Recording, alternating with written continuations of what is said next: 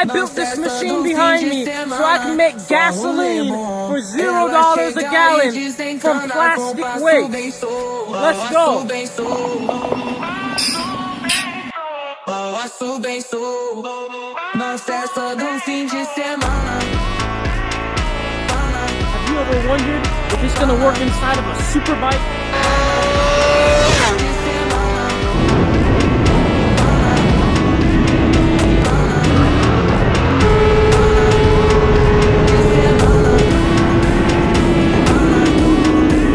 guess what? I'm coming to Miami, baby. Estoy yendo a Miami. The world's first super bike, donated by Howard himself, because he believes in me.